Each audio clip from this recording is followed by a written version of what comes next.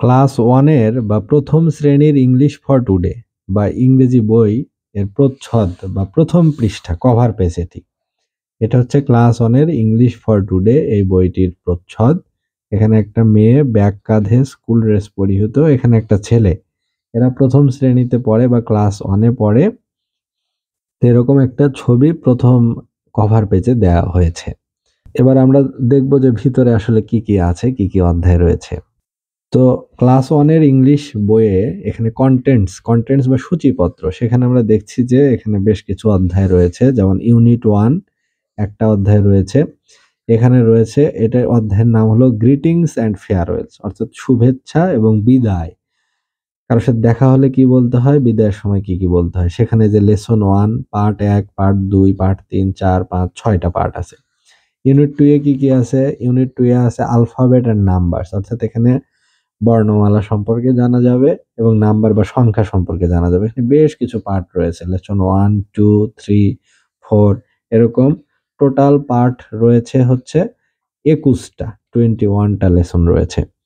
আর তারপরে রয়েছে unit 3 title হলো ক্লাসরুম ইনস্ট্রাকশনস, অর্থাৎ শ্রেণী কক্ষের যে নির্দেশাবলী, কমান্ড গুলো, ক্লাসরুম ল্যাঙ্গুয়েজ যেগুলো, যে ইনস্ট্রাকশন, যে বোর্ডটি মোছো বা বসো বা দাঁড়াও, এখানে আসো, ওখানে যাও, এই ধরনের এগুলোকে বলা হয় ক্লাসরুম ইনস্ট্রাকশন। যে বই খোলো, কলম বের করো, লেখা শুরু করো, বই বন্ধ করো, ব্যাগ গুছাও, এগুলো হলো ক্লাসরুম ইনস্ট্রাকশন। এই সম্পর্কে ইংরেজিতে কিভাবে বলতে হবে সেগুলো জানা যাবে।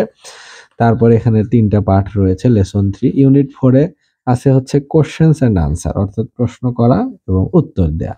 এখানে 1 2 3 4 5 6 6টা লেসন বা 6টা পার্ট রয়েছে। এরপর ইউনিট 5 নম্বর ইউনিটে আছে রাইমস এন্ড সাউন্ডস, অর্থাৎ ছড়া এবং উচ্চারণ। এই সম্পর্কে 3টা পার্ট রয়েছে, লেসন 1 2 3। তো আজকে আমরা ওই প্রথম যে ইউনিট 1 গ্রিটিংস এন্ড ফেয়ারওয়েল, সেখান থেকে লেসন 1টা পড়ব। তো এই তো ইউনিট 1 টাইটেল হচ্ছে কি গ্রিটিংস এন্ড ফেয়ারওয়েল, সেটি হলো অধ্যায়ের নাম। তো এটা হচ্ছে ক্লাস 1 এর 2 নাম্বার পেজ। সেখানে লেসন 1 এ বলছে গুড মর্নিং। গুড মর্নিং এটা ইউনিট 1 থেকে পড়া হচ্ছে। এ নাম্বারে বলছে what do you see in the picture, তুমি ছবিতে কি দেখতে পাচ্ছ? হু আর দে, তারা কে হতে পারে, এরকম একটা অনুমান করতে বলা হচ্ছে। তো আমরা বুঝতে পারছি যে এটা হয়তো একটা স্কুলের বারান্দার ছবি, যেখানে ইউনিফর্ম পরা ছেলে মেয়ে এখানে আছে এবং এটা সম্ভবত হাতে যেহেতু বই, দেখে মনে হচ্ছে ম্যাডাম হবে। এখন এখানে বলছে বি নাম্বারে যে listen and repeat in chorus, অর্থাৎ এগুলো শোনো, টিচার বলবে, তুমি শোনো, তারপর রিপিট ইন কোরাস। রিপিট মানে পুনরাবৃত্তি করা, আর কোরাস শব্দের অর্থ সমস্বরে, একসাথে। দেন ইন স্মল গ্রুপস, তারপর ছোট গ্রুপে 3-4 জন মিলে বারবার প্র্যাকটিস করো। অ্যান্ড ইন্ডিভিজুয়ালি, তারপরে এককভাবে এইটা তুমি বলার চেষ্টা করো। তাহলে প্রথমে গ্রুপে, তারপরে দরকার হয় পেয়ারে, জোড়া কাজে, যুগলে, দুজন মিলে বা 3 জন 4 জন মিলে গ্রুপে, স্মল গ্রুপে, তারপরে ইন্ডিভিজুয়ালি বা একা একা নিজে নিজে। তো বলা হচ্ছে যে good morning, how are you, I am fine thank you, I am fine thank you. এটাই হলো একটা ছোট্ট সং, ছোট্ট গুড মর্নিং সং। সেটা কি?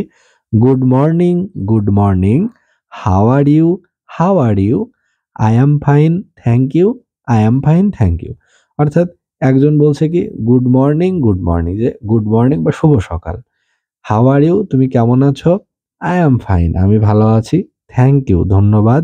আই অ্যাম ফাইন, আমি ভালো আছি। থ্যাংক ইউ, ধন্যবাদ।